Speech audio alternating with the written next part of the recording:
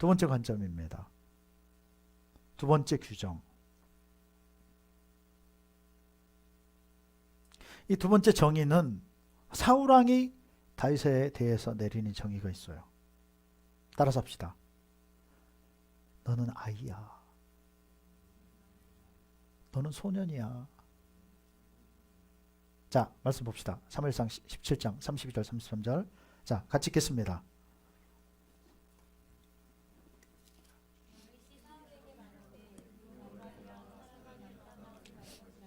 주의 종이 가서 저 블레셋 사람과 싸우리이다 하니 사울이 다윗에게 이르되 내가 가서 저 블레셋 사람과 싸울 수 없으리니 너는 소년이요 그는 어려서부터 용사임이니라. 아멘.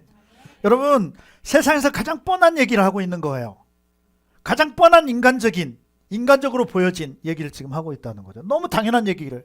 이 당연한 관점을 가지고 있고 이 당연한 것 때문에 지금 누구도 나가서 못 싸우고 있는 거죠, 지금. 이해가 되세요? 왕이 안 내보내. 누군가 나선다 해도. 그러니까 거기서 이미 자신감이 다 꺾이는 거죠.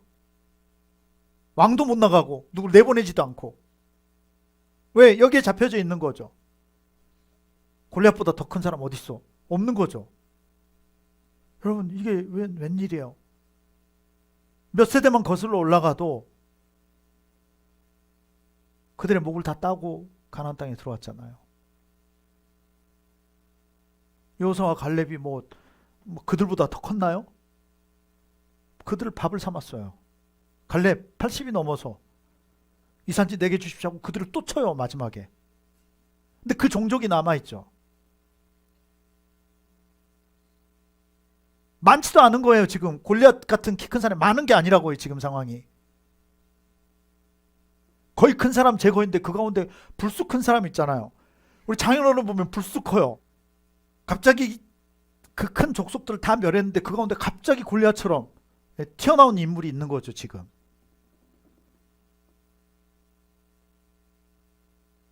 너는 약하다, 할 수 없다. 골리앗은 용사다. 이거 하나로 벌써 정의를 내리고 끝나버리는 거죠, 게임 자체가. 모든 백성에게 똑같이 지금 적용이 되고 있다는 거죠. 이게 사탄이 원하는 거예요. 여러분, 사탄은 자그마한 것에 자꾸 몰입하게 만들고요. 거기서 못 벗어나게 만든다는 거죠. 못 움직이게 해요. 더 이상의 한계를 못 벗어나게 만드는 거죠. 믿음 없는 눈으로 우리를 규정하는 것에 대해서 여러분 어떻게 해야 될까요? 따라서 합시다. 무시하자. 무시.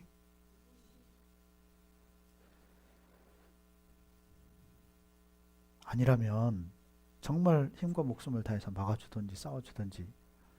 여러분, 진짜 그럴 것 같으면 다윗을 안 내보냈어야죠. 그런 것도 아니고요. 제 식구는 낮추는 경우들이 많다는 거예요. 가까운 사람일수록 더 그런 경우가 많아요. 다윗을 잘못 파악하고 있습니다. 믿음 없는 가족도 문제지만 우리 주변에 믿음 없는 친구, 영적이지 못한 사람 더 심각해요.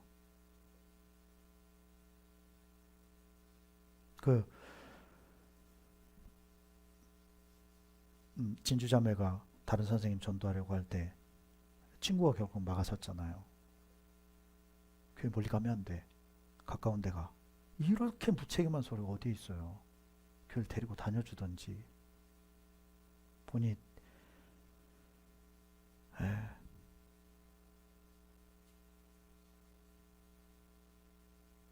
영적이지 못한 주변 사람들.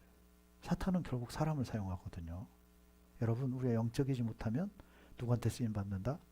사탄에게 쓰임받고 있는 거예요. 그걸 알아야 돼요. 여러분, 베드로도 그렇게 쓰임받는데 뭐 누구한테 그런 얘기를 하겠어요? 우리한테 당연히 해당되는 소리죠. 뿐만 아니라 여러분, 영적이지 못한 주변 사람에게 판단받지 말아야 돼요. 아멘.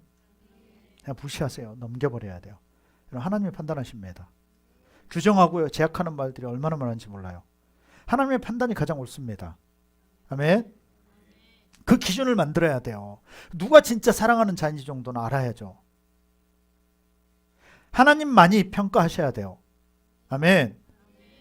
그분이 전문가신데, 그분이 우리를 부르셨는데, 가까운 이들이 이들의 그 말이나 비믿음의 말은 사탄의 말이라고 생각해버려요. 쉽게 그냥. 왜? 힘 빠지게 하려고 하는 거예요. 그게. 여러분, 넌 약하다. 네가 뭐해? 그럼 제발 거기서 벗어나기를 축원합니다.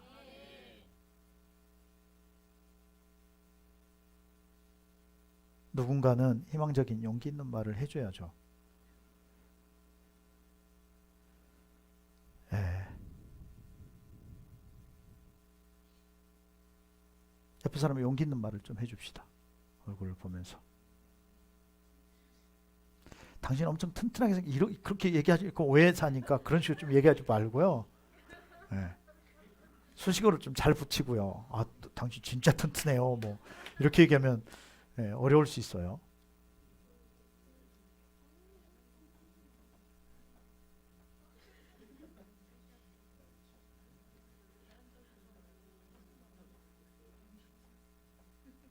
자, 예.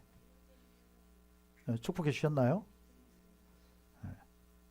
사탄은요, 상대방을 크게 만들고 크게 보게 하고 자신은 작게 보게 해요.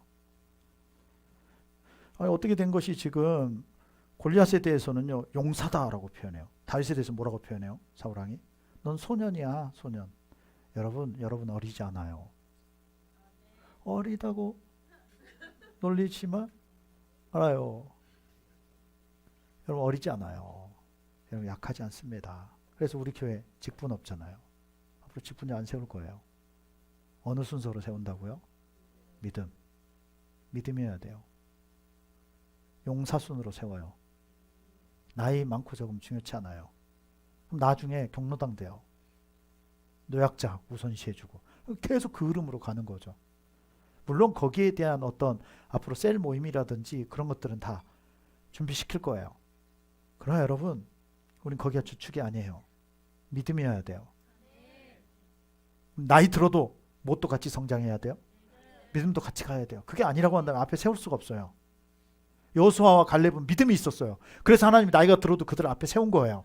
근데 그들의 믿음이 쪼그라들었다. 세우겠어요? 못 세우겠어요? 못 세우는 거죠. 모세도 믿음이 떨어지니까 데려가시잖아요.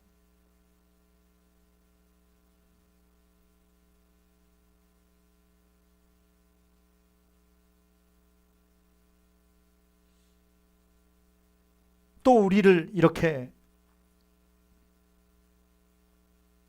자신 없게 하고 우리에 대해서 그 규정짓는 그 부류를 보면 시기하고 질투하는 무리가 그렇게 해요.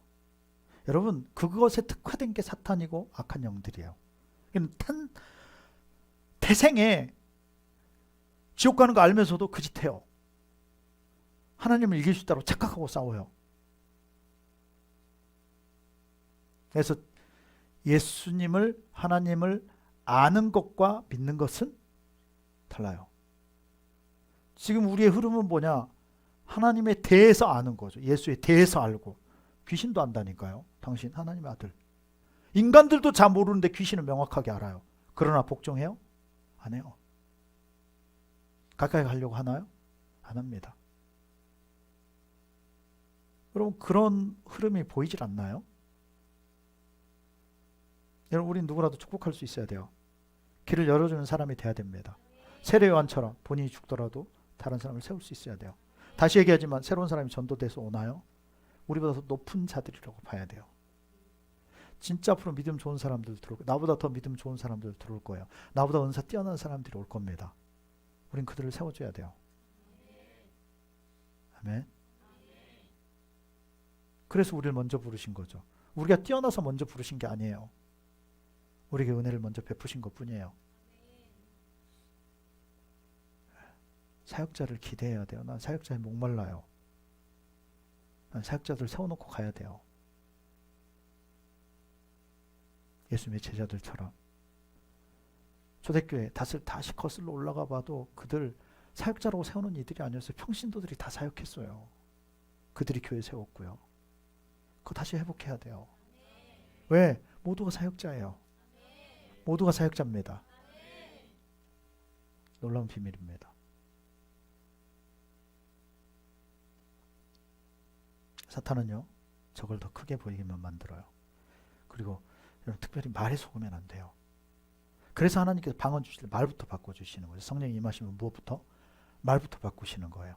여러분 왜 말씀대로 살아야 된다고 생각하세요? 그 악한 것에 말을 대적하는 것에 가장 좋은 게 뭐냐? 말씀인 거예요. 하나님의 말씀이시라고요. 아멘. 여러분 강하다고 말하십시오. 옆에 분에게 주먹을 쥐고 아구총을 날리지 말고요. 크로스 하면서 우린 강하다.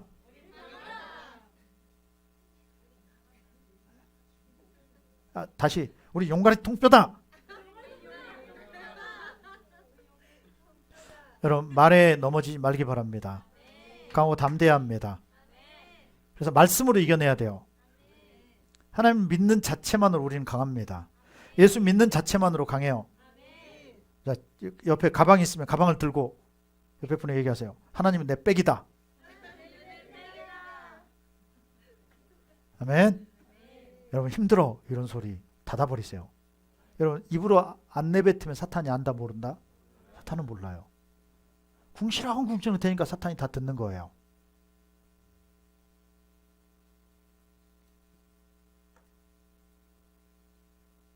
하나님 말씀대로 사는 것이 갑이에요. 뭐 갑을 얘기를 이런데 잘못 쓰면 굉장히 공격을 받을 수 있는데 하나님이 가장 기뻐하고 믿으시는 사람이 바로 말씀대로 사는 사람이에요. 안 믿습니다. 말로 하는 거 안 믿어요. 그분은 다 아시니까. 한두 번 속으시나요? 속아주신 거죠. 하나님은 말씀을 지키지 않는 자를요 기뻐하시지 않을 뿐만 아니라 버려요. 거기 말씀을 봅시다. 사무엘상 15장 22절부터 자 같이 읽도록 하겠습니다. 읽습니다. 사무엘이 이르되 여호와께서 번제와 다른 제사를 그의 목소리를 청종하는 것을 좋아하심같이 좋아하시겠나이까.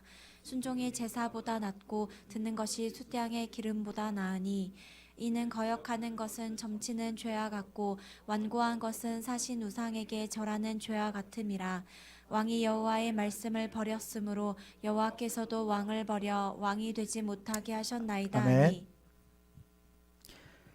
번제와 다른 제사를 그의 목소리를 청종하는 것을 좋아하신 같이 좋아하시겠나이까. 또 이런 말씀을 보면 뭐 번제나 제사는 별로 안 중요하구나.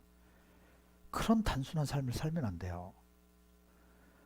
번제나 제사 이것은 최상급이에요. 지금 그것보다 그런데 더 중요하게 여기시는 것이 있다. 그게 뭐다? 순종의 제사를 드려야 되는 거예요. 말을 안 들어요. 사울왕이. 그래서 이렇게 설명하죠. 이는 거역하는 것은 무엇과 같다? 점치는 죄. 그래서 여러분 무당집 찾아가고 점 보는 곳에 찾아가는 게 점치는 게 아니고요. 사무엘은 명확하게 말씀을 하고 거역하는 것이 점치는 죄다. 도박하고 사는 거라는 거죠. 지금 믿음으로 사는 게 아니고요. 자꾸 거역하는 이유가 뭐가 있어요? 믿을 만한 게 있다는 거죠. 딴 걸 추구하고 있다는 거죠. 또 완고한 것은 우리말로 바꾸면 고집센 거. 고집센 것이 뭐다? 우상에게 절하는 죄와 같다. 뭐가요? 고집이. 누구한테 절한다는 거예요? 우상. 본인에게 절하고 사는 거예요. 본인이 우상이라는 거죠. 나의 우상이 뭐다? 따라서 합시다. 고집이다. 내 자아다.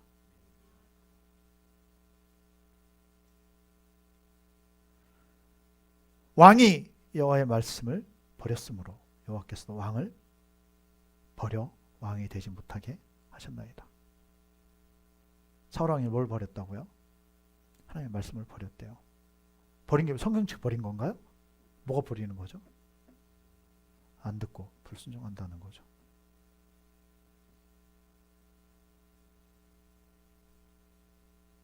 (28절에) 사무엘이 그에게 이르되 여호와께서 오늘 이스라엘 나라를 왕에게 떼어 왕보다 나은 왕의 이웃에게 주셨나이다.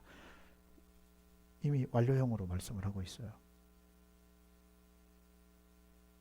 하나님은 다 하신다는 것을 우리는 기억해야 합니다. 그리고 곧바로 이게 여러분 지금 사무엘상 15장의 말씀인데 16장에 곧바로 지금 새로운 왕을 찾아 내보내요. 그게 누굽니까? 다윗이에요. 그런데 재미난 사건은 뭐냐? 하나님이 떠나고 나니까, 사울에게서 하나님이 떠나고 나니까 악신이, 누가 부리시는 악신? 하나님이 부려요. 여러분, 악한 영은 하나님이 부린다는 걸 이해하십니까? 이걸 이해를 못하면 신앙의 초보 중에 초보예요. 악신을 누가 부린다고요? 악한 영을 누가 부리신다고요? 하나님이. 여러분, 그렇지 않다라고 한다면 하나님이 전지전능한 분이 아닌 거죠. 모든 것은 누구의 통치 아래에 있어요? 하나님의 통치. 악한 것들조차도 하나님의 계획 안에 있는 거예요. 그래서 이단에 빠진 것도 우연 아니라는 걸 알아야 돼요. 어떤 것도 마찬가지예요. 하나님 앞에서 우연은 있을 수가 없어요. 아멘.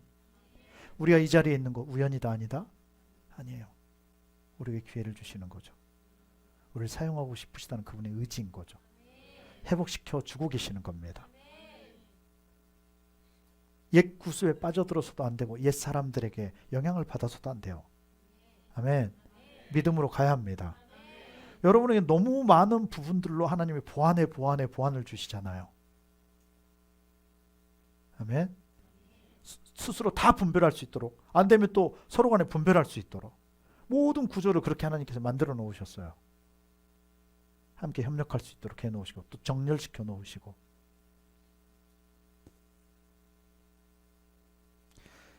사울왕이 본인 스스로 다윗을 불러들여요. 이게 참 웃긴 일이죠. 하나님 절묘하게 일하고 계시죠. 지금 본인이 왕인데 본인 목을 치고 그 자리에 앉을 사람이 누구예요? 다윗이에요. 그런데 악신에 시달리기 시작해. 악령. 누가 부리신? 16장에서 명확하게 말씀하고 있어요. 여기만 그래요? 하나님 부르시고 계시는 거예요. 이 악신. 여호와의 신이 떠나고 나면 이 악신이 찾아와서 괴롭히기 시작해요. 그래서 수금을 타는 자, 악기를 다루는 자, 그것도 어느 신하가 이런 사람을 불러야 합니다. 그게 누구다? 이세 아들 다윗입니다. 그래, 오라고 해라. 왕궁에 찾아와요. 기름 부음 받고 나서부터 왕궁에 출입하기 시작해요. 이게 참 절묘하지 않나요? 절묘하게. 그리고 본인의 창을, 무기를 다윗에게 맡겨요. 다윗이 무기를 드는 자로. 믿을 만한 자라는 거죠. 왜냐? 어디 가서 객기 부리면 어떻게 할 거예요, 왕이? 그 순간에 누구만 있으면 돼요? 다윗만 있으면 돼. 다윗이 옆에서 악기만, 손에 기름 부음이 있는 거죠. 그럼 해결이 돼.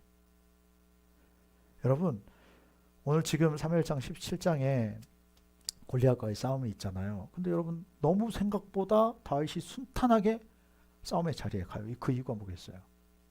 사울왕은 다윗을 이미 알고 있는 거예요. 이미 도움을 받고 있어요. 다윗에게. 다윗에게 있는 그 기름 부음을 알아요. 하나님 함께 한다는 걸 알고 있는 거예요. 그래서 그 짧은 설명에도 불구하고 다윗이, 여러분, 그 전쟁에서 지고 나면 누구 지금 함부로 내보낼 수 있겠어요? 생각해 보세요. 하나님께서 절묘하게 다 디자인해 놓으신 거죠. 정확하게 다 짜집해 놓으셨어요.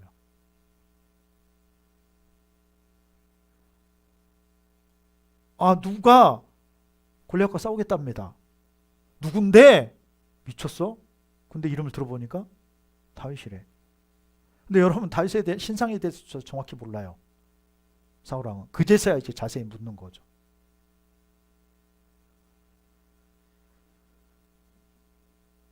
이 관계성이 이 엘라 골짜기에서 블레셋과의 전쟁 가운데 다윗이 대표로 나가게 되는 계기가 되죠. 하나님께 우연은 있다 없다? 없어요. 여러분이 어려운 일을 겪었나요? 반면교사 삼아야 돼요. 다시는 그 길 가면 안 돼요. 아멘. 정말 정신 차리고 신앙생활 해야 돼요. 다시 그 길로 돌아가면 안 됩니다.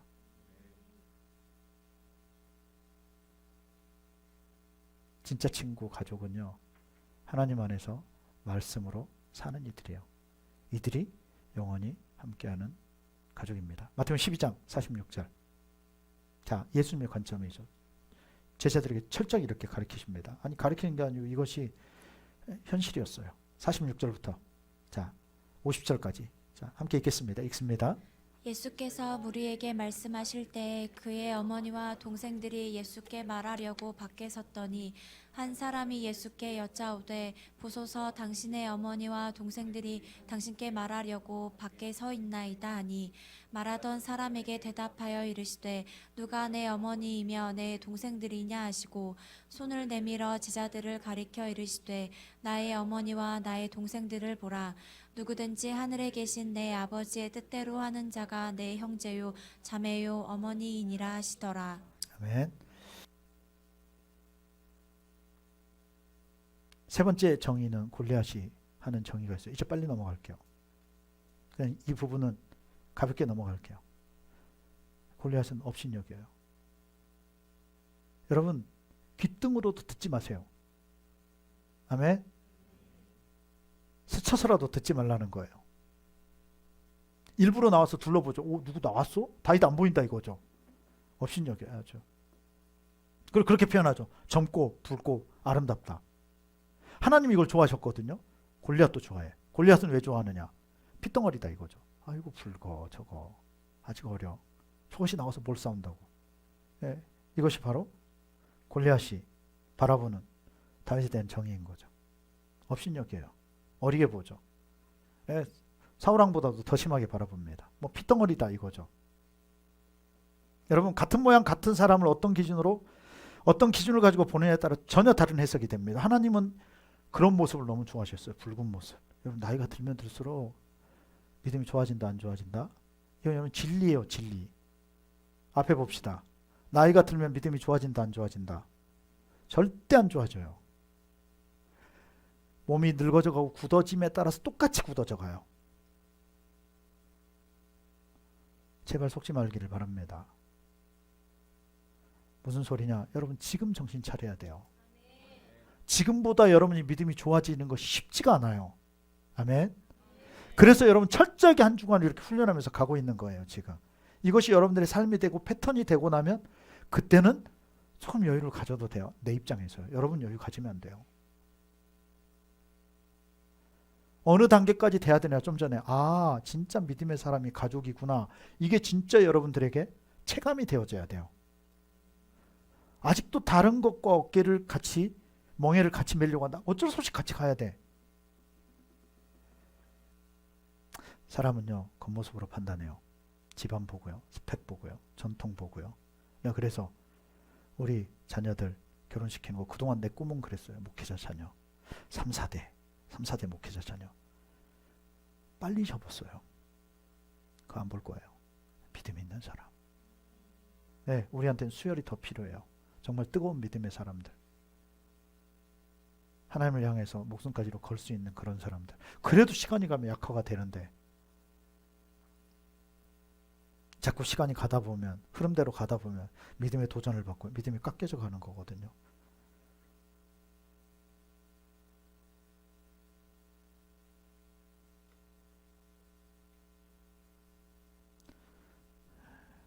열정도요. 나이가 들어가면 믿음도 다 식어져 가요. 민경설 박사님 알죠? 재종욱 성도님. 이름 기억나요? 기억 안 나요? 옛날에 전도 훈련 받으러 갔었잖아요. 네. 저 통합 측 저쪽 그 대전 신학대학교 총장이세요. 그분. 이쪽 광진교회로 큰 교회 목회를 하고 계시고요. 굉장히 큰 사역을 하시는 분이죠. 통합 측에서는 굉장히 큰 역할을 하시는 분이에요. 그분이 그러십니다. 대놓고 영성은 나이와 비례한다. 믿음은 무엇과 나이와 비례한다. 나이가 먹을수록 영성은 믿음은 깎인다는 소리예요. 정설입니다. 정설. 언젠가 좋아질 거다. 꿈 깨세요. 언제 해야 돼요? 지금. 지금이에요. 지금.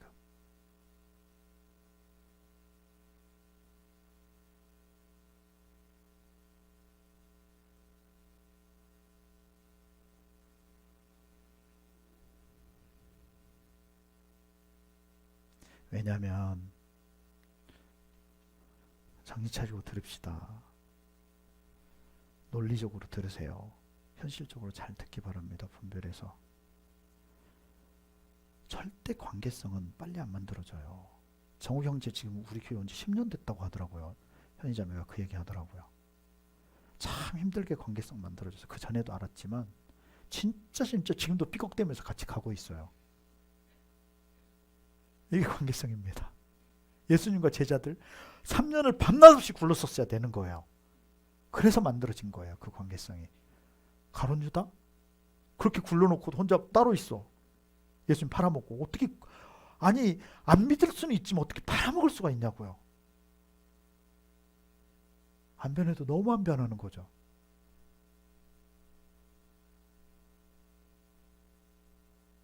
기존의 관계성이 있고요. 타고난 것이 있어요. 스타일이 있습니다.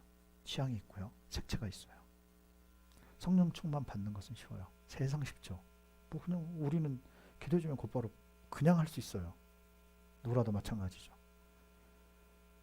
그러나 성령의 열매는 너무너무 어려워요. 변화는 어렵다는 거예요. 불로까진 가능해요. 그건 은사로도 가능해요. 그러나 신앙은 그건 초보적인 단계일 뿐이에요. 그건 맛보는 단계일 뿐입니다. 갈라디아서 5장 22절에 그 성령의 열매는 하나같이 성령의 열매는 사랑과 희락과 화평과 오래 참음, 자비, 양성, 온유, 충성과 절제까지. 여러분 다 뭐냐면 성품이에요. 성품. 성령이 나를 지배하지 않으면 그 열매는 있을 수가 없어요. 자 보세요. 내가 정리해봤어요. 열매에 대해서 보세요. 먼저 종자를 잘 선택해야 돼요. 묘목. 여러분 난 그 전문가가 아니잖아요 지금. 여러분이 아는 만큼 기본적인 거 딱 그대로만 정리한 거예요. 들어보세요. 종자, 묘목이 좋아야 돼요. 토질이 좋아야 합니다. 기후가 맞아야 돼요. 아무데나 심는다고 되지 않습니다. 일조 조건이 맞아야 돼요. 해가 들어야 된다는 거죠. 계획적 관리가 되어져야 돼요. 때에 따라 김을 매줘야 돼요. 영양을 충분하게 공급해줘야 돼요. 니는 잘 알겠다. 그치? 조경이니까. 부족한 거 네가 알아서 얘기해. 그거 아니에요. 때려치세요. 그러든지. 병충해를 막아줘야 돼요. 가지치기를 해줘야 돼요. 꽃을 따줘야 돼요. 물, 수분을 충분하게 공급해야 돼요. 너무 많이 공급해도 안 돼요. 때가 맞아야 됩니다. 그리고 나무가 너무 나이 들어서도 안 돼요. 제때 맺을 수 있도록 도와줘야 돼요. 내 산에서 옛날 대추나무 하나 캐왔다가 대추나무 맨 잎사귀만 이렇게 커 막. 잎사귀는 잔뜩 열려. 그럼 열리나 시골에서 보다가 시험 들었어요. 나중에 팥 던져버렸어요. 어우 진짜 산에 잘못 캐와가지고요. 개념이 없었던 거죠. 우리 나이 들면 끝장나요. 끝장. 꽃과 작은 열매를 보호해줘야 돼요. 처음 생겼을 때 따줘야죠. 알맞은 크기로 관리해줘야 돼요. 또 열매가 맺었습니까? 맛이 있어야 돼요. 양분이 충분해야 돼요. 상품 가치가 있어야죠. 대략 전문가가 아닌 내가 볼 때도 그렇습니다. 신앙은요? 말씀드릴까요? 더 쉽지 않아요. 그럼 어려운가? 그 소리는 아니에요. 원리는 간단해요. 성령께서 도우시면, 그분께 진짜 의뢰하면 쉽습니다. 그러나 그 안에 절차들을 보면 사람이 할 수 있는 일은 못 돼요. 그러니까 다들 인간들이 신앙생활 하는 것들은 결국 다 종교적으로 빠져나가고 있는 거죠. 확실한 것은요, 신앙생활 잘한다는 것은 관계성이 좋은 사람이에요. 우리 청년들 배우자고 그럴 때는 뭐만 보라? 신앙. 딱 그거면 돼요. 나도 예전에는 내 기도 제목도 성품 좋은 사람. 왜냐면 내가 개 같았으니까. 좀 희석이 돼야 되잖아요. 다음 세대를 생각해도 그렇고. 또 내가 감당이 안 될 것 같으니까. 근데 내가 기도할 땐 그렇겠지만 지금 와서 깨닫는 것은 그게 아니라는 것을 깨달아요. 왜? 진짜 믿음에 접속을 하고 나서 보니까 이젠 답이 보이는 거예요. 신앙생활 잘하는 사람은요, 첫 번째 인내심이 좋아요. 이게 사랑의 속성이잖아요. 성령의 열매고요. 자신을 부인할 수 있어요. 막 싸우다가 끝까지 가는 게 아니고 내가 억울한데도 내가 잘못했다고 밥 먹어야 되니까. 그리고 평화를 유지해야 되니까. 자기를 부인할 줄 알아요. 십자가 질 줄 압니다. 내가 대신 고통을 질 줄 안다는 거죠. 진짜 믿을 만한 사람이에요. 왜? 믿음 가지고 사는데 사랑이 있어요. 그 사람 변화가 가능합니다. 수용성이 있어요. 왜? 순종의 사람이니까.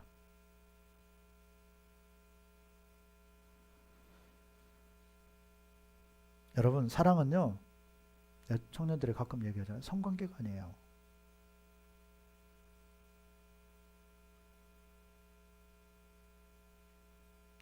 콩깍지 낀 것도 아니고요. 그런 것들은 쉽고 오래가지 못해요. 금방 단물 빠집니다. 좀 지나면 의무감으로 바뀌어요. 이것이 현실입니다. 진짜 사랑은요, 따라 삽시다.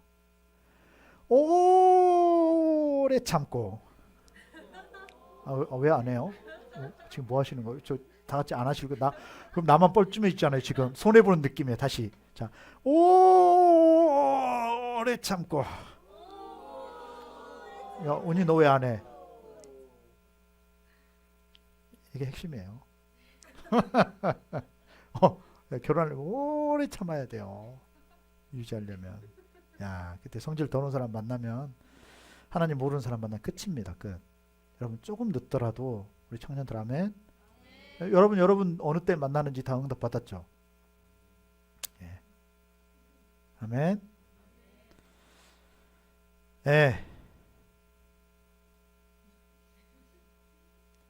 사랑을 보고 싶으면요, 호세아서 보세요. 고매를 품게 한 그 사랑. 얘 셋 놔놓고 그 여자는 또 나가요. 예, 그 음란한 게 채워지질 않으니까. 맛을 본 만큼 회복하기 어렵다는 거 알아야 돼요. 그걸 프리하게 봐서는 안 돼요, 절대로. 그런 사람 또 그게 나와요. 애까지 버리고.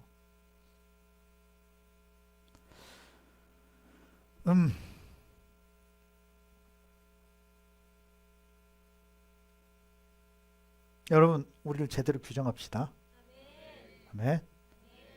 옆에 분을 보면서요. 난 복받은 자야. 한 번 더. 나는 하나님의 보물이야. 한 번 더. 나는 이렇게 살 사람이 아니야. 자, 이렇게 보면서, 얼굴 보면서, 날 우습게 보지 마. 네, 싸우지는 말고요. 네.